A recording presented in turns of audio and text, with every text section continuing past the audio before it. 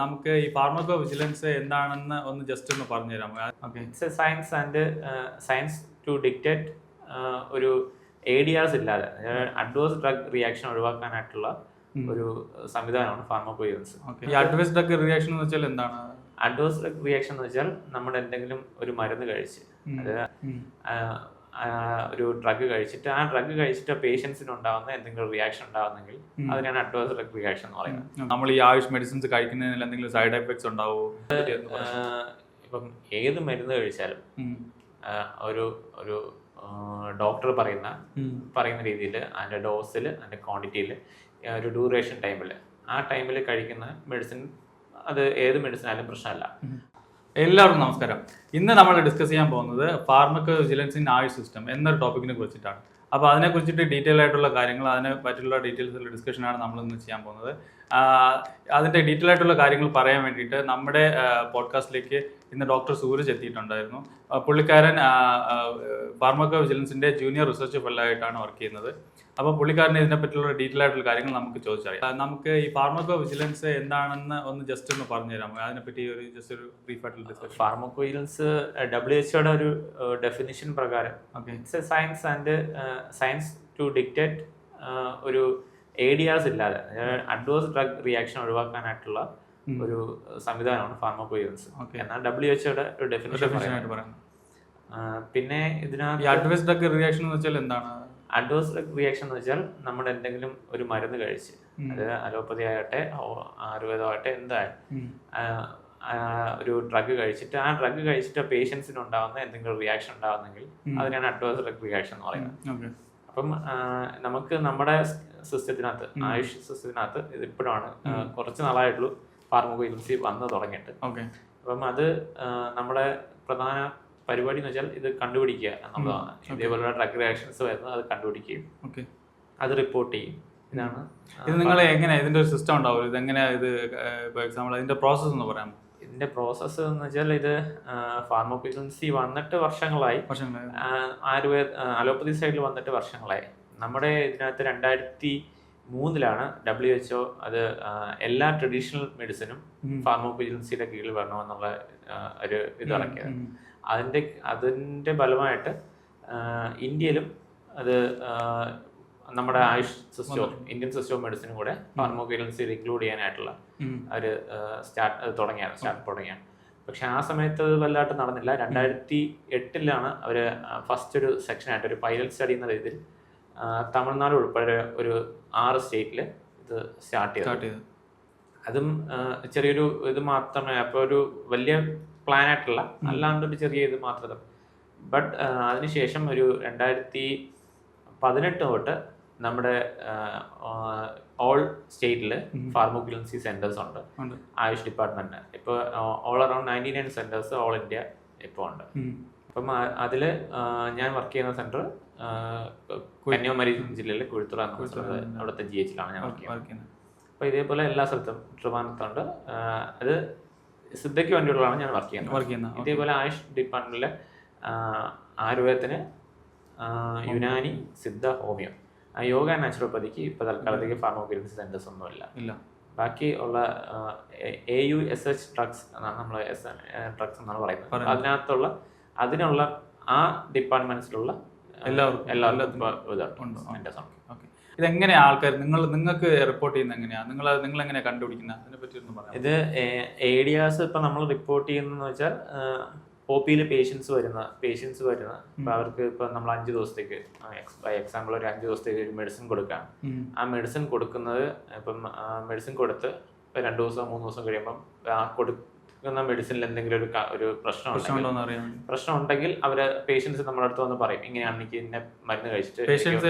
ഡോക്ടേഴ്സിന് അടുത്ത് വന്ന് പറയും, ഇങ്ങനെയാണ് എനിക്ക് ചെറിയ ഒരു സ്റ്റൊമക് ഇറിറ്റേഷൻ ഉണ്ടായി, ഇല്ലെങ്കിൽ അലർജിക് റിയാക്ഷൻ ഉണ്ടായി എന്ന് പറയും. അപ്പൊ അത് നമ്മുടെ അറിയാമല്ലോ, നമ്മൾ കൊടുക്കുന്ന ആയുഷിന്റെ ഡ്രഗ്സ് പ്രിസ്ക്രിപ്ഷൻ എന്ന് വെച്ചാൽ ഒരു 3-4 മെഡിസിൻസ് കാണും. അപ്പം ആ 3-4 മെഡിസിൻസ് ഏത് മെഡിസിനാണ് ഈ പ്രശ്നം ഉണ്ടാക്കിയത് എന്നുള്ളത് നമ്മൾ ഫസ്റ്റ് കണ്ടുപിടിക്കും. അതിനുശേഷം അതിൻ്റെതായ ഈ അലർജിക് റിയാക്ഷൻ വന്നു കഴിഞ്ഞല്ലോ അത് പോകാനുള്ള തിരിച്ച് മരുന്ന് കൊടുക്കുകയാണ് ഇപ്പൊ സർക്കാർ ചെയ്യുന്നത്. അത് നമ്മൾ എന്നിട്ട് പേഷ്യൻസിന് എത്ര ദിവസം വരെ നിന്നു ബാക്കി ഡീറ്റെയിൽസ് എല്ലാം അത് നോട്ട് ചെയ്യും. അത് നോട്ട് ചെയ്തിട്ട് ആ റിപ്പോർട്ടായിട്ട് ഞങ്ങൾ എന്ത് ചെയ്യും, നാഷണൽ ഫാർമക്കോവിജിലൻസി സെന്റേഴ്സിന് ഞങ്ങൾ റിപ്പോർട്ട് അയക്കും. അത്രയാണ് ചെയ്യുന്നത്. കോമൺ ഒരു പേഷ്യൻസിനൊക്കെ കുറേ ഡൗട്ട്സ് ഉണ്ടാവുമല്ലോ, നമ്മൾ ഈ ആയുഷ് മെഡിസിൻസ് കഴിക്കുന്നതിൽ എന്തെങ്കിലും സൈഡ് എഫക്ട്സ് ഉണ്ടാവുമോ, അല്ലെങ്കിൽ നമുക്ക് എന്തെങ്കിലും അഡ്വേഴ്സ് റിയേഷൻസ് ഉണ്ടാവും, ഇങ്ങനത്തെ കുറേ ഡൗട്ട്സുകൾ ഉണ്ടാവും. അപ്പോൾ അത് നമ്മൾ കഴിക്കുന്നതിൽ എന്തെങ്കിലും പ്രശ്നം ഉണ്ടാവും, ഭാവിയിൽ എന്തെങ്കിലും പ്രശ്നം ഉണ്ടാവും, ഇങ്ങനത്തെ കുറേ കാര്യങ്ങളുണ്ട്. അപ്പോൾ അത് നിങ്ങൾ എങ്ങനെയാണ് നമ്മൾ അസസ് ചെയ്യുന്നത്? അത് ഇപ്പം ഏത് മരുന്ന് കഴിച്ചാലും ഒരു ഒരു ഡോക്ടർ പറയുന്ന രീതിയിൽ അതിൻ്റെ ഡോസിൽ, അതിൻ്റെ ക്വാണ്ടിറ്റിയിൽ, ഒരു ഡ്യൂറേഷൻ ടൈമിൽ, ആ ടൈമിൽ കഴിക്കുന്ന മെഡിസിൻ, അത് ഏത് മെഡിസിൻ ആയാലും പ്രശ്നമല്ല.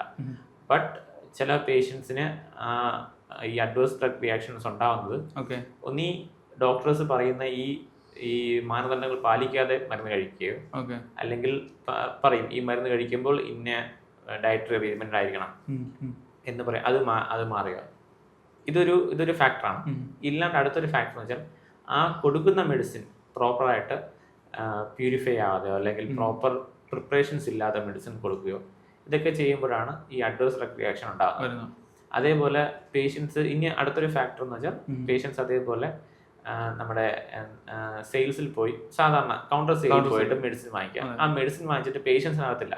ഇപ്പോൾ വീടിൻ്റെ അടുത്തുള്ള വേറൊരാളായിരിക്കും പറഞ്ഞത് ഇന്ന മെഡിസിൻ കഴിച്ചാൽ നിനക്ക് ഇന്ന അസുഖം മാറും എന്ന് പറയാം. അപ്പോൾ പേഷ്യൻസ് അതേപോലെ ചെയ്യും. നമ്മൾ നോർമലായിട്ട് ഇതേപോലെ നമ്മൾ എന്ത് ചെയ്യും, അലോപ്പതി നമ്മൾ മെഡിക്കൽ സ്റ്റോറിൽ പോയിട്ട് സാധാരണ ഡോളോ പാരസെറ്റമോളോ വാങ്ങിച്ച് കഴിക്കും.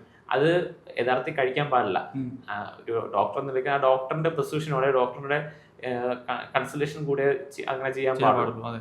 പക്ഷെ അത് ഇപ്പൊ എല്ലായിടത്തും കോമൺ ആയിട്ട് നമ്മളത് അതേപോലെ ചെയ്യുന്നു. പക്ഷെ അത് ചെയ്തിട്ട് നമ്മൾ ആ മെഡിസിൻ ഇപ്പോൾ ഒരു ദിവസം ഇത്ര ഡോളോ ടാബ്ലറ്റ് മാത്രമേ അല്ലെങ്കിൽ ഇത്ര പാരസെറ്റമോളെ കഴിക്കാൻ പാടുള്ളൂ എന്നുള്ളൊരു ഇതുണ്ട്. നമ്മൾ അതിൽ മേൽ കഴിച്ചാൽ അതാണ് സൈഡ് എഫക്റ്റ് ഉണ്ടാക്കുന്നത്. ഇപ്പൊ ഇതേപോലെ തന്നെ എല്ലാ ആയുഷ് ഡ്രഗിലും ഇതേപോലെ തന്നെയാണ്. ഇപ്പൊ ഡോക്ടർ പറയുന്ന പ്രിസ്ക്രിപ്ഷനിൽ മാത്രം മെഡിസിൻ ഡോസേജിൽ മെഡിസിൻ കഴിക്കുക, പറയുന്ന ഡ്യൂറേഷനിൽ. അതാണ് ആ പ്രൊസീജിയർ. അല്ലാന്നുണ്ടെങ്കിൽ ഇതേപോലെ അഡ്വേഴ്സ് ഒക്കെ പണ്ടത്തെ ഒരു ആൾക്കാരുടെ ഒരു മിസ്കൺസെപ്ഷൻ എന്താ വെച്ചാൽ, ഇപ്പോൾ എക്സാമ്പിൾ നാച്ചുറൽ ആയിട്ടുള്ള മെഡിസിൻസ് ഉണ്ടാക്കുന്നത്, അപ്പോൾ അതുകൊണ്ട് അതിന് സൈഡ് എഫക്ട്സ് ഒന്നും ഉണ്ടാകത്തില്ലെന്നുള്ള ഒരു തെറ്റിദ്ധാരണ ഉണ്ട്. ഇല്ല, നാച്ചുറൽ എന്ന് വെച്ചാൽ ഇപ്പൊ നമ്മുടെ ഫാർമസ്യൂട്ടിക്കൽ കമ്പനീസ് ഉണ്ടാക്കുന്ന മെഡിസിൻസ് രണ്ട് രീതിയിലാണ്. ഒന്ന് അവര് തന്നെ ഉണ്ടാക്കുന്ന പ്രൊപ്രൈറ്ററി മെഡിസിൻസ്, ഒന്ന് ക്ലാസിക്കൽ മെഡിസിൻസ്. ക്ലാസിക്കൽ മെഡിസിൻസ് നമ്മുടെ ബുക്കിനകത്ത് പറയുന്ന ക്ലാസിക്കൽ മെഡിസിൻസ് ആണ് അവരുണ്ടാക്കുന്നത്. പക്ഷെ ഇതിനകത്തും ഈ ഉണ്ടാക്കുന്ന ഫാർമസ്യൂട്ടിക്കൽ കമ്പനീസ് ഉണ്ടാക്കുമ്പോൾ അതിനകത്ത് എന്തെങ്കിലും ഒരു അഡൾട്രന്റ് ആഡ് ആവുകയോ അല്ലെങ്കിൽ അവരുടെ സ്റ്റോറേജ് ഫെസിലിറ്റീസിൽ എന്തെങ്കിലും പ്രശ്നം ഉണ്ടാവും, റോ ഡ്രഗ്സിന്റെ എന്തെങ്കിലും പ്രശ്നം ഉണ്ടാവാം, മെഡിസിൻസിനകത്ത് എന്തുണ്ടാവാം, ഇതേപോലുള്ള പ്രശ്നം ഉണ്ടാവും. പക്ഷെ അത് ഇപ്പൊ ഒരു മെഡിസിൻ ബാച്ച് ആയിട്ടാണ് ഇറങ്ങുന്നത്. അപ്പൊ ആ ബാച്ചിൽ എന്തെങ്കിലും പ്രശ്നം ഉണ്ടായി കഴിഞ്ഞാൽ ആ ബാച്ച് മൊത്തം അവർക്ക് തിരിച്ചു വിളിച്ച് ഇതാവേണ്ടി വരും. കാരണം അങ്ങനെ കുറച്ച് ഇഷ്യൂസ് അവർക്കുണ്ട്. ഫാർമസ്യൂട്ടിക്കൽ കമ്പനീസ് ആണ് ഇതിനു വേണ്ടിയുള്ള സേഫ്റ്റി മെഷേഴ്സ് എടുക്കാന്നുള്ളത്. അതില്ലാതെ വരുമ്പോഴാണ് ഇതേപോലുള്ള ഡ്രഗ് റിയാക്ഷൻസ് നമുക്ക് ഉണ്ടാകുന്നത്. നമ്മുടെ ഈ ആയുഷ് മെഡിസിൻസ് ഉണ്ടല്ലോ, പുറത്തുള്ള ആൾക്കാർക്ക് ഇത് ഡിസ്ട്രിബ്യൂട്ട് ചെയ്യാനും അതിനൊക്കെ കുറേ റെഗുലേഷൻസ്, ഓരോ കൺട്രിക്കും ഓരോരോ റെഗുലേഷൻസ് ഒക്കെ ഉണ്ട്. അപ്പോൾ അത് പുറത്തുള്ള സിറ്റിസൺസിന് നമുക്കിത് ചെയ്യാൻ വേണ്ടിയിട്ട് അതിനെപ്പറ്റി ആ ഒരു ഏരിയയിൽ നിങ്ങൾ എന്തെങ്കിലും ചെയ്യുന്നുണ്ടോ അതിനെപ്പറ്റി? ഇല്ല, അങ്ങനെ ഇപ്പം ഫാർമക്കോവിജിലൻസി ചെയ്യുന്നില്ല. ഫ്യൂച്ചറിൽ അങ്ങനെ ഒരു ഇത് വരാൻ ചാൻസ് ഉണ്ട്. കാരണം നമ്മുടെ ഫാർമക്കോവിജിലൻസിയുടെ മെയിൻ ഉദ്ദേശം എന്ന് വെച്ചാൽ പേഷ്യന്റ് സേഫ്റ്റി ആണ്. നമ്മുടെ ആയുഷ് ഡ്രഗ്സ് യൂസ് ചെയ്തിട്ട് പേഷ്യൻസിന് ഒരു കുഴപ്പമില്ല, അത് നമ്മൾ തന്നെയാണ് തെളിയിക്കേണ്ടത്. അപ്പൊ അതിനു വേണ്ടിയുള്ള ഒരു പ്രോജക്റ്റ് ആണ് ഈ ഫാർമക്കോവിജിലൻസി. ഇപ്പം ഭാവിയിൽ ഫ്യൂച്ചറിൽ നമ്മൾ ഈ പ്രോജക്റ്റ് മുൻപോട്ട് കൊണ്ടുപോയി അതിൽ നിന്നുള്ള റിസൾട്ട് കൊണ്ട് നമുക്ക് ഔട്ട്സൈഡ് ഇന്റർനാഷണൽ ലെവലിൽ നല്ല റെക്കഗ്നിഷൻ കിട്ടാനുള്ള ചാൻസസ് വളരെ കൂടുതലാണ്. ഓക്കെ, അപ്പോൾ അതിനുവേണ്ടി നിങ്ങൾ എന്തെങ്കിലും ഇപ്പൊ തുടങ്ങിയിട്ടുണ്ടോ? ഇപ്പൊ ചെയ്യുന്നത് വെച്ചാൽ നമ്മൾ ഈ ഒന്ന് ADR റിപ്പോർട്ട് ചെയ്യാം, അഡ്വേഴ്സ് ഡ്രഗ് റിയാക്ഷൻസ് എവിടെ വന്നാലും റിപ്പോർട്ട് ചെയ്യാം. അതേപോലെ മിസ്ലീഡിങ്സ്, നമ്മുടെ മെഡിസിൻ കൊണ്ടുണ്ടാകുന്ന മിസ്ലീഡിങ്സ് ഉണ്ട്, അത് നമ്മൾ ഇതേപോലെ അത് കണ്ടുപിടിച്ച് അത് റിപ്പോർട്ട് ചെയ്യാം. ഇതൊക്കെയാണ് നമ്മുടെ. അപ്പം അത് മിസ്ലീഡിങ്സും അതേപോലെ ADRും കുറയുമ്പോൾ തന്നെ നമ്മുടെ ഒരുവിധമുള്ള ഇന്റർനാഷണൽ ലെവലുള്ള റെക്കഗ്നേഷനും കൂടാൻ ചാൻസ് ഉണ്ട്. അതേപോലെ നമ്മുടെ പബ്ലിക്കിനിടയിൽ നമ്മുടെ മെഡിസിനിൽ അക്സെപ്റ്റൻസിയും കൂടാനുള്ള ചാൻസസ് ഉണ്ട്. നമുക്ക് ഈ ആയുഷ് പ്രാക്ടീസിന് വരുന്നത് നമ്മുടെ ആയുഷ് ഡോക്ടേഴ്സ് ഉണ്ടല്ലോ, അപ്പോൾ പഴയ ഡോക്ടേഴ്സ് ഉണ്ടാവും, പിന്നെ പഴയ സ്റ്റുഡൻസ് പഠിച്ചിറങ്ങിയ ആൾക്കാരുണ്ടാവും, ഇപ്പോൾ പുതുതായിട്ട് വരുന്ന ആൾക്കാരുണ്ടാവും. അപ്പോൾ അവർക്കൊക്കെ ട്രെയിനിങ്, ഇതിനെപ്പറ്റി ഉള്ള ട്രെയിനിങ്സും അവയർനെസ് പ്രോഗ്രാംസും ഒക്കെ നിങ്ങൾ ചെയ്യാറുണ്ട്. കാരണം ഇത് ഈ പ്രോജക്റ്റ് ഒരു ഫാക്ടർ എന്ന് വെച്ചാൽ നമ്മൾ എന്തും കൂടെ ചെയ്യാം, അവയർനെസ് കൂടെ പബ്ലിക്കിന്റെ അവയർനെസ് ചെയ്യാന്നുള്ളതാണ്. നമ്മൾ സാധാരണ പബ്ലിക്കിന് അവയർനെസ് കൊടുക്കാറുണ്ട്. ഒരു ADR വന്നാൽ എങ്ങനെ റിപ്പോർട്ട് ചെയ്യണം എന്നുള്ള ഇത് കൊടുക്കാറുണ്ട്. അതേപോലെ ആയുഷ് ഡോക്ടേഴ്സിനും ആയുഷ് നമ്മളെ സ്റ്റുഡൻസിനും വേണ്ടി അവരുടെ കോളേജസ് ഗവൺമെന്റ് സെക്ടേഴ്സ് അവിടെ പോയി അതേപോലെ അവയർനെസ് കൊടുക്കാറുണ്ട്. അത് കൊടുക്കുന്നത് ഇതേപോലെ ADRs എങ്ങനെ റിപ്പോർട്ട് ചെയ്യും, മിസ്ലീഡിങ്സ് എങ്ങനെ കണ്ടുപിടിക്കും, അതേപോലെ ക്വേക്കേഴ്സ് നമ്മുടെ ഈ വ്യാജ ഡോക്ടേഴ്സ് അങ്ങനെയുള്ള ആൾക്കാരെ എങ്ങനെ കണ്ടുപിടിക്കാം. അതേപോലെ നമ്മൾ ഒരു പേഷ്യൻസ് ഒരു ഡോക്ടറിനെ കണ്ട് ആ ഡോക്ടറിനെ കാണുമ്പോൾ ആ ഡോക്ടർ ഒരു ചിലയിടത്ത് പ്രിസ്ക്രിപ്ഷൻ കൊടുക്കാറില്ല, യഥാർത്ഥത്തിൽ പ്രിസ്ക്രിപ്ഷൻ കൊടുക്കണം. ആ ഡോക്ടർ എന്തൊക്കെയാണ് കൊടുക്കുന്നത് എന്നുള്ള മെഡിസിൻ ആ പേഷ്യൻസിന് നല്ല ബോധം വേണം. ആ ബോധ്യം ഉള്ളത് കൊണ്ട് അപ്പൊ അതും കൂടെ ഇതെല്ലാം അവയർനെസിന്റെ ഒരു ഇതായിട്ട് നമ്മൾ പറയുന്ന കാര്യമാണ്. ഇപ്പൊ ഇതൊക്കെയാണ് മെയിൻ. പിന്നെ ഇതിനകത്ത് കുറച്ച് ആക്ട്സ് കാര്യങ്ങൾ എന്തൊക്കെയാണ് റൂൾസ് എന്നുള്ളത് അതും നമ്മൾ അവയർനെസ് ആയിട്ട് കൊടുക്കുന്നുണ്ട്. ഓക്കെ.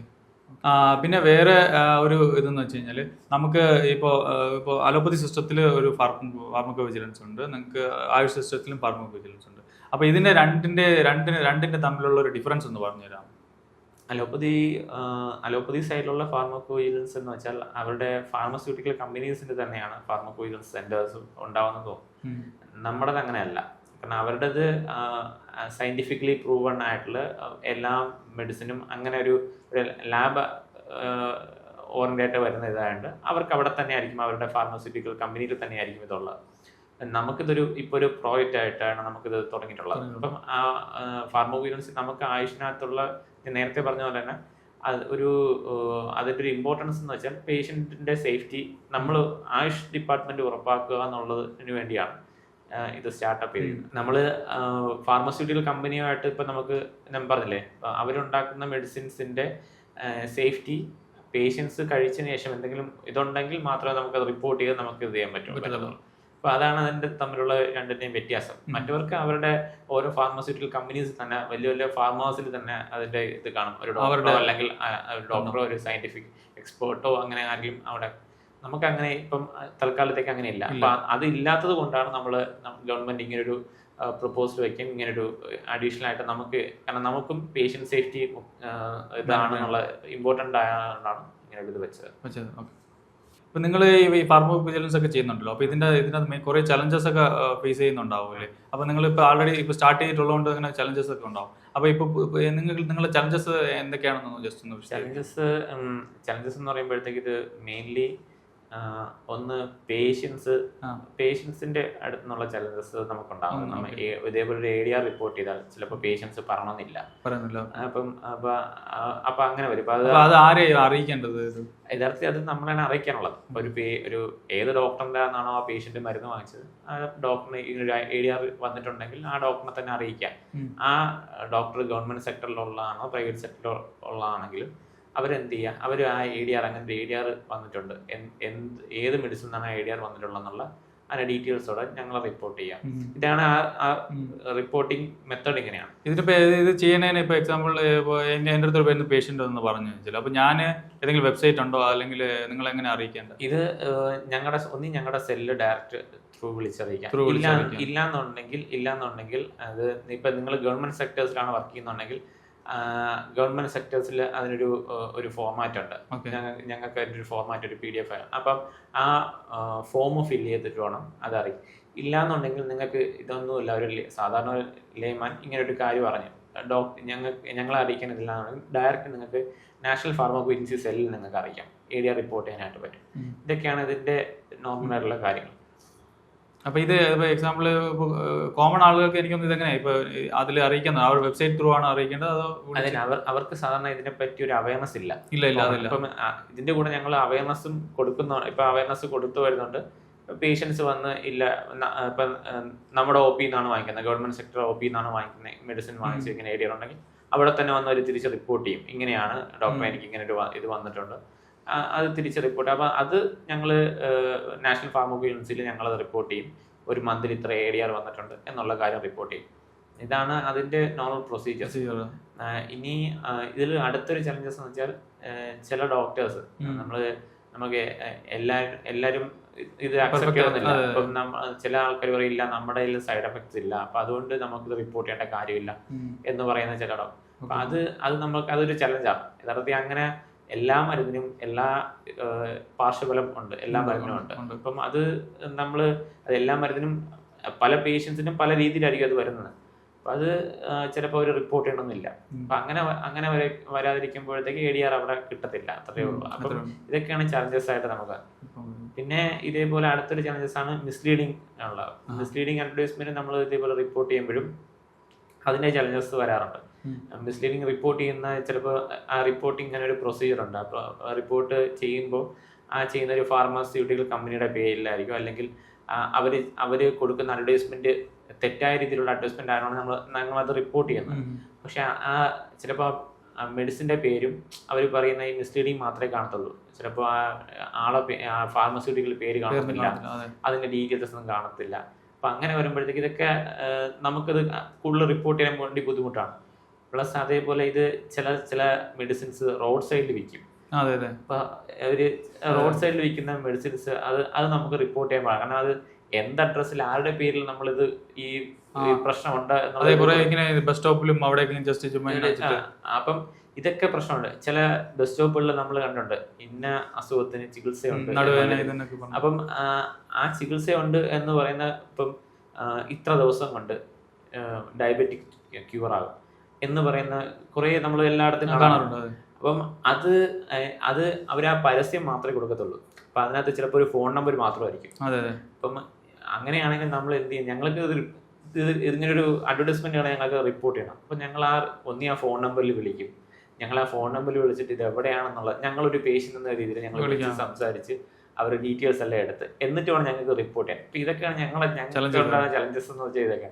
അപ്പം ചില ചലഞ്ചസ് എന്ന് വെച്ചാൽ അത് കുറച്ച് ഇതേപോലുള്ള ഭയങ്കര കുറച്ച് ഇതിനെക്കാട്ടി കുറച്ച് ബുദ്ധിമുട്ടുള്ള. ഇപ്പം ഞാൻ ചിലപ്പോൾ വിളിക്കുമ്പോൾ അവർക്ക് ചിലപ്പോൾ മനസ്സിലാവും എന്തോ ഒരു ഇതാണ്. അപ്പൊ അവര് പറയും, അപ്പൊ ഒരു നല്ല വേറൊരു രീതിയിൽ അവർ സംസാരിക്കും. അപ്പൊ അങ്ങനെയൊക്കെ ചലഞ്ചസ് നമ്മൾ നേരിടുന്നുണ്ട്. അപ്പൊ ഇത് നമ്മൾ കഴിച്ചു കഴിഞ്ഞാൽ ഇപ്പൊ ചില ആൾക്കാർ പറയും നമുക്ക് കിഡ്നിയുടെ പ്രശ്നം ഉണ്ടാവും, അല്ലെങ്കിൽ ലിവറിന്റെ പ്രശ്നം ഉണ്ടാവും, അല്ലെങ്കിൽ അങ്ങനത്തെ കുറെ പ്രശ്നങ്ങൾ നമ്മൾ പബ്ലിക്കിൽ നിന്ന് ഒരു ടോക്ക് ഉള്ളതാണ്. അപ്പൊ അതിന് നിങ്ങൾ എന്താണ് അതിനിപ്പോ അങ്ങനെയുള്ളതിന് ഒരു മറുപടി എന്താണ്? അതിനൊരു മറുപടിയാണ് ഫാർമോവിജിലൻസി എന്ന് പറയുന്നത്. കാരണം ഇങ്ങനൊരു അത് പണ്ട് പോലെ മരുന്ന് കഴിച്ചു കഴിഞ്ഞാൽ അത് കിഡ്നിക്ക് അത് ഞാൻ പറഞ്ഞില്ലേ, ഒരു പ്രോപ്പർ ഡോസേജിൽ പ്രോപ്പർ ഡ്യൂറേഷനിൽ ഒരു മരുന്ന് കഴിക്കുന്നുണ്ട് പ്രശ്നമല്ല. ബട്ട് ആ മരുന്ന് പ്രോപ്പർ വേയിൽ പ്യൂരിഫൈ ചെയ്ത് പ്രിപ്പറേഷൻ ചെയ്ത ഒരു മെഡിസിൻ ആയിരിക്കണം. അങ്ങനെയാണെങ്കിൽ ആ മരുന്ന് കഴിക്കുന്നതുകൊണ്ട് ഒരു പ്രശ്നമില്ല. അപ്പം അതുകൊണ്ട് ഒരു കിഡ്നിക്കോ അല്ലെങ്കിൽ ലിവറിനോ ഒരു പ്രശ്നം ഉണ്ടാകത്തില്ല. അതിനാണ് ഫാർമോവിജിലൻസി പേഷ്യന്റ് സേഫ്റ്റി ആയിട്ട് ഈ പ്രോജക്റ്റ് ചെയ്യുന്നത്. അപ്പം നമ്മുടെ ഇതിനകത്ത് പഴയ ആൾക്കാർ പറയുന്ന പോലെ അങ്ങനെ ഇപ്പം പിന്നെ അതുപോലെ മെഡിസിന്റെ ഇപ്പോഴത്തെ ലഭ്യതയുണ്ട്. ഇപ്പം നിങ്ങൾ പറയുന്ന പോലെ ഭയങ്കര മെറ്റൽസ് മിനറൽസ് ചേർന്ന മെഡിസിൻസ് ഒക്കെ ഇപ്പൊ വരുന്നതും കിട്ടുന്നതൊക്കെ കുറവാണ്. റെസ്ട്രിക്ഷൻസ് ഉണ്ട്. അപ്പൊ അതുകൊണ്ടൊക്കെ കിട്ടുന്ന മെഡിസിൻ കുറവായതുകൊണ്ടും പിന്നെ അതിന്റെ അതേപോലെ ഓരോ ഫാർമസ്യൂട്ടിക്കൽ കമ്പനീസ് ഇപ്പൊ അതിൻ്റെതായ സേഫ്റ്റി മെഷേഴ്സ് അവർ തന്നെ എടുക്കുന്നുണ്ട്. കാരണം അവര് അത്രയ്ക്ക് പ്യൂരിഫൈഡ് ആയിട്ടുള്ള അത്രയ്ക്ക് ഇതായിട്ടുള്ള മെഡിസിൻസ് മാത്രമേ അവരുടെ പ്രോപ്പർ വേ ഓഫ് കൺട്രോളിംഗ് ഉണ്ട് അതനുസരിച്ച്. പ്ലസ് അതിൻ്റെ കൂടെ അത് ലൈസൻസ് ചെയ്യുന്ന അതോറിറ്റീസിന്റെ അവരും ഇത് സേഫ്റ്റി മെഷേഴ്സ് എടുക്കുന്നുണ്ട്. അപ്പൊ അതുകൊണ്ട് ഇത് ഇപ്പൊ ഉള്ള മെഡിസിൻസ് എല്ലാം നമുക്ക് എന്തെന്ന് പറയാം, അത് പ്രോപ്പർ എന്തെന്ന് മേടിക്കുന്നത്. ഇപ്പം ഒരു പ്രോപ്പർ ഫാർമസ്യൂട്ടിക്കൽ കമ്പനിയിൽ നിന്ന് വാങ്ങിക്കുന്ന മെഡിസിൻസ് ഇല്ലാണ്ട് കുറെ ആൾക്കാർ അല്ലാതെ വിൽക്കുന്നുണ്ട്. അവരുടെ ഓൺ പ്രോഡക്റ്റ് അവരല്ലാണ്ട് വിൽക്കുന്നുണ്ട്. അത് വിൽക്കുന്നത് എത്രത്തോളം എന്തുണ്ട് മെഷേഴ്സ് അകത്ത് സേഫ്റ്റി മെഷേഴ്സ് ഉണ്ടോ എന്ന് അറിയത്തില്ല. അപ്പം അങ്ങനെയുള്ള അതേപോലെ ഈ നമ്മുടെ നാട്ടുവൈദ്യന്മാരെന്ന് പറയുന്ന ആൾക്കാർ അവരും അവരുടെ ഓൺ പ്രിപ്പറേഷൻസ് ആയിരിക്കും കൊടുക്കുന്നത്, പേഷ്യൻസിന് കൊടുക്കുന്നത്. അതും എത്രത്തോളം സേഫ്റ്റി ആണ് എന്ന് നമുക്ക് പറയാൻ വേണ്ടി പറ്റില്ല. ബാക്കിയെല്ലാം നമുക്ക് പറയാൻ പറ്റും. ഫാർമസ്യൂട്ടിക്കൽ കമ്പനീസ് ചെയ്യുന്നതൊക്കെ നമുക്ക് പറയാം. ഇപ്പൊ അത് എനിക്ക് തോന്നുന്നു അവരെ പുറത്തുള്ള ആൾക്കാരിൽ നിന്ന് നമ്മൾ പ്രിപ്പയർ ചെയ്ത് നമുക്കിപ്പോ എന്തെങ്കിലും പ്രശ്നം വന്നാൽ അവരെ റിപ്പോർട്ട് ചെയ്യാൻ പറ്റുള്ളൂ, നിങ്ങളൊന്നും റിപ്പോർട്ട് ചെയ്യാൻ പറ്റില്ല. അല്ല, അതാണ് പ്രശ്നം. ഇപ്പൊ അവിടെ നിന്നൊരു ഇതേപോലെ പറഞ്ഞൊരു നാട്ടുവൈദ്യത്തിൽ ഒരു മെഡിസിൻ മെഡിസിൻ ഒരു പേഷ്യൻറ്റ് കഴിച്ചു, ആ പേഷ്യൻ്റ് എന്തെങ്കിലും പ്രശ്നം ഉണ്ടായി കഴിഞ്ഞാൽ ഞങ്ങളുടെ അടുത്തൊന്ന് റിപ്പോർട്ട് ചെയ്യാം, ഇങ്ങനെയാണ് ഞാനൊരു ഇന്ന ആളെന്ന് ഇന്ന പേഷ്യൻ്റ്. പക്ഷെ പേഷ്യൻസ് വരുമ്പോൾ ഉള്ള എന്ന് വെച്ചാൽ നമുക്ക് ഇപ്പം അതല്ലേ പറഞ്ഞ അതിലൊരു ഘടകമാണ്, ഒരു ഫാക്ടറാണ് പ്രിസ്ക്രിപ്ഷൻ. ആ ഡോക്ടർ തരുന്ന അല്ലെങ്കിൽ ആ ഒരു വൈദ്യൻ തരുന്ന പ്രിസ്ക്രിപ്ഷൻ ആ പേഷ്യൻസിന് വേണം. കാരണം അല്ലാന്നുണ്ടെങ്കിൽ ആ ഡോക്ടർ എന്നെ പറയുന്നത് ക്ലെയിം ചെയ്യാൻ വേണ്ടി പറ്റത്തില്ല. കാരണം ആ ഡോക്ടർ എന്നെ പറയുന്നത് ഞാൻ അങ്ങനെ ഒരു മരുന്ന് കൊടുത്തിട്ടില്ല എന്ന് പറഞ്ഞു കഴിഞ്ഞാൽ ആ പേഷ്യൻസിന് പിന്നെ ക്ലെയിം ചെയ്യാം. അപ്പം ഇങ്ങനെ ഒരു ഇതുണ്ട്. അതുകൊണ്ടാണ് ആ മരുന്ന് എന്ത് മരുന്ന് ഇപ്പം അവർ കൊടുക്കുന്ന എല്ലാം മിക്കവാറും ഉള്ള ക്ലാസിക്കൽ മെഡിസിൻസ് ആയിരിക്കും, അല്ലെങ്കിൽ പ്രൊപ്പറേറ്ററി മെഡിസിൻ കൊടുത്താലും അതിനൊരു പേരും കാര്യങ്ങളും കാണും. അപ്പം അതിനകത്ത് എന്തൊക്കെയാണ് കോമ്പിനേഷൻസ് നമുക്ക് അറിയാൻ പറ്റും. ഇതൊക്കെയാണ് മെയിനായിട്ട്. അപ്പം ഇത് ഡോക്ടർ കൊടുക്കുന്ന പ്രിസ്ക്രിപ്ഷനകത്തോ അല്ലെങ്കിൽ വൈദ്യം കൊടുക്കുന്ന പ്രിസ്ക്രിപ്ഷനകത്തോ ഇത് കാണണം, ഇതുണ്ടാവണം. അപ്പം ഇതില്ലാണ്ട് മെഡിസിൻ കഴിക്കുന്നവർ ഇത് ശ്രദ്ധിക്കുക. ഇതൊരു അവയർനെസ് ആണ്. കാരണം ഇത് ശ്രദ്ധിച്ചില്ല എന്നുണ്ടെങ്കിൽ അത് ഇങ്ങനെ ഒരു അഡ്വേഴ്സ് റിയാക്ഷൻ ഉണ്ടായി കഴിഞ്ഞാൽ നിങ്ങൾക്ക് അത് ക്ലെയിം ചെയ്യാൻ വേണ്ടി പറ്റത്തില്ല. നമുക്ക് ഇപ്പോൾ നിങ്ങൾ ഈ മിസ്ലീഡിങ് അഡ്വർടൈസ്മെന്റ്സ് കുറയുണ്ട്. എനിക്കൊന്ന് പണ്ടൊക്കെ ആണെങ്കിൽ ഒരു 1 year 2 year മുന്നേ ആണെങ്കിൽ നമുക്ക് തന്നെ ഇതിൽ കാണാൻ പറ്റും. ഇപ്പോൾ പത്രത്തിലും ഇപ്പോൾ ഡയബറ്റിക്കിന് ഈ മെഡിസിൻ കുടിക്കൂ, അല്ലെങ്കിൽ ഇപ്പോൾ ചുമക്ക് ഇത് കഴിക്കൂ എന്നൊക്കെ പറഞ്ഞിട്ട് ഇങ്ങനെ കുറേ ഇതൊക്കെ ഇങ്ങനെ അഡ്വർടൈസ്മെന്റ് കാണാറുണ്ട്. അപ്പോൾ നമുക്ക് ഇങ്ങനത്തെ ഒരു അഡ്വർടൈസ്മെന്റ് കൊടുക്കാമോ? ഇപ്പോൾ കൊടുത്തു കഴിഞ്ഞ് കഴിഞ്ഞാൽ എന്താണ് ഇപ്പോൾ എക്സാമ്പിൾ അതിനുള്ള ആക്ഷൻസ് അല്ല, അതിപ്പോൾ നിങ്ങൾ എങ്ങനെയാണ് കണ്ടുപിടിക്കുക? ഇത് അഡ്വർടൈസ്മെന്റ്സ് കൊടുക്കാന്ന് വെച്ചാൽ അഡ്വർടൈസ്മെന്റ് നമുക്ക് കൊടുക്കുന്നതുകൊണ്ട് പ്രശ്നമില്ല. ബട്ട് ഒരു കാര്യം നോക്കേണ്ടത്, നമ്മൾ അലോപ്പതി മെഡിസിന്റെ ഏതെങ്കിലും അഡ്വർടൈസ്മെന്റ് നമ്മൾ ടിവിയിലോ പരസ്യത്തിലോ അല്ലെങ്കിൽ എവിടെയെങ്കിലും കമ്പനികൾ മാത്രമേ വരുന്നു, അവരുടെ പ്രൊപ്പറേറ്ററി അവരുടെ അല്ലാതെ അങ്ങനെ വരത്തില്ല. ഇല്ല, നമ്മുടേതാണ് കൂടുതൽ. ആയുഷ് ഡിപ്പാർട്ട്മെന്റ്സിന്റെ മെഡിസിൻ ആണ് കൂടുതൽ വരുന്നത്. അപ്പം ഇത് ഇടയ്ക്ക് ഒരു പ്രശ്നം, ഈ കോവിഡിന് ശേഷം ഉള്ളൊരു പ്രശ്നം ഉണ്ടായിരുന്നു. പതഞ്ജലി ഇഷ്യൂസ് എല്ലാവർക്കും അറിയാന്നുള്ളതാണ്. അപ്പൊ അത് സുപ്രീം കോടതി ഭയങ്കരമായിട്ട് അതിനെ എന്ത് ചെയ്തു, ഭയങ്കരമായിട്ട് അതിനെ ഇത് ചെയ്തു. എല്ലാ ഫാർമസ്യൂട്ടിക്കൽ കമ്പനീസും ഒരു പ്രോപ്പർ ഇതിൽ വേണം ചെയ്യാനായിട്ടുള്ള ഒരു സ്കീം ഉണ്ടാക്കി. അപ്പം അതുകൂടാതെ സുപ്രീം കോടതി നേരിട്ട് തന്നെ ഇത് ഇടപെടുന്നുണ്ട് ഇപ്പം. അപ്പൊ അതുകൊണ്ട് നമുക്ക് മിസ്ലീഡിങ് അഡ്വർടൈസ്മെന്റ് എത്രത്തോളം കുറയ്ക്കാം, എത്രത്തോളം നമ്മൾ റിപ്പോർട്ട് ചെയ്യാൻ പറ്റും അത്രത്തോളം റിപ്പോർട്ട് ചെയ്യാനാണ് ഇപ്പൊ നമ്മുടെ അടുത്ത് പറഞ്ഞിട്ടുള്ളത്. അപ്പം മിസ്ലീഡിങ് റിപ്പോർട്ട് ചെയ്യുന്ന വെച്ചാൽ നമ്മളൊരു ക്ലെയിം ചെയ്യുക എന്ന് വെച്ചാൽ നമ്മളൊരു ഇന്ന മെഡിസിൻ കൊടുത്ത് ഇത്ര ദിവസം ഒരു പേഷ്യന്റിന് ക്യൂർ ആവും, അല്ലെങ്കിൽ ഇന്ന മെഡിസിൻ. ഇതിനകത്ത് കുറച്ച് ആക്ടും കാര്യങ്ങളുണ്ട്. അത് എന്ന് വെച്ചാൽ drug and cosmetic act, drug and magical remedies act എന്ന് പറയുന്നത്. അപ്പോൾ ഈ ഡ്രഗ് ആൻഡ് മാജിക്കൽ റെമഡീസ് ആക്ടിനകത്ത് ഒരു 54 ഡിസീസസ് അവർ മെൻഷൻ ചെയ്തിട്ടുണ്ട്. ഇതൊരു ആക്ടാണ്, ഇന്ത്യയിൽ ഉള്ള ഒരു ആക്ടാണ്. അപ്പം ആ 54 ഡിസീസസിനകത്തുള്ള ഡിസീസസ് നമ്മൾ ഒരിടത്ത് മെൻഷൻ ചെയ്യാൻ വേണ്ടി പാടില്ല. അത് മെൻഷൻ ചെയ്ത് നമ്മൾ ഒരു ക്ലെയിമും കൊടുക്കാനായിട്ട് പാടില്ല. എന്ന് വെച്ചാൽ ഇന്ന മെഡിസിൻ കഴിച്ചാൽ ആ ഡിസീസിനകത്ത് 54 ഡിസീസിനകത്ത് സാധാരണ നമ്മളെ പനി മുതൽ നമ്മൾ ഇപ്പോൾ സാധാരണ ഷുഗർ, ഡയബറ്റിക് അങ്ങനെയുള്ള. അപ്പം ഇതൊക്കെ നമ്മൾ എന്ത് ചെയ്യാൻ പാടില്ല, നമ്മുടെ ആയുഷ് ഡ്രഗ്സും കാരണം നമ്മളിപ്പോൾ ചോദിക്കും ഇത് ക്യൂറബിൾ അല്ലേ, നമ്മളിത് ഇങ്ങനെ ഇതൊക്കെ ക്യൂറബിൾ ആണല്ലോ, അല്ലെങ്കിൽ പനി ക്യൂറബിൾ ആണല്ലോ എന്ന് നമ്മൾ ചോദിക്കും. ആസ് ഒരു ആക്ട് ഉള്ള നിലയ്ക്ക് നമുക്ക് അങ്ങനെ അത് വെച്ച് നമ്മൾ ക്ലെയിം ചെയ്യാൻ വേണ്ടി പറ്റത്തില്ല. ഇല്ലാണ്ട് നിങ്ങളൊരു പ്രോഡക്റ്റ് ഇറങ്ങി, ആ പ്രോഡക്റ്റ് നിങ്ങൾക്കത് എന്ത് ചെയ്യാം, മാർക്കറ്റ് ചെയ്യാം, അത് അഡ്വർടൈസ്മെന്റ് ചെയ്യാം. പക്ഷെ അതിനകത്ത് ആ മാർക്കറ്റ് ചെയ്യുന്ന ലേബലിനകത്തോ അല്ലെങ്കിൽ ഈ ഒരു മെഡിസിൻ ഇന്ന ഡിസീസ് ക്യൂർ ചെയ്യും എന്ന് പറഞ്ഞ് നിങ്ങൾ ക്ലെയിം ചെയ്യാൻ വേണ്ടി പാടില്ല.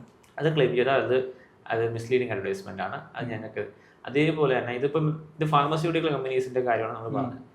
ഇതേപോലെ തന്നെ ഒരു ആയുഷ് ഡോക്ടറോ അല്ലെങ്കിൽ ഡോക്ടേഴ്സോ എൻ്റെ അടുത്ത് വന്നാൽ, അല്ലെങ്കിൽ അവരും ഇതേപോലെ അഡ്വർടൈസ്മെന്റ് കൊടുക്കും, ഇതേപോലെ ട്രീറ്റ്മെന്റ്സിനും കാര്യങ്ങളും.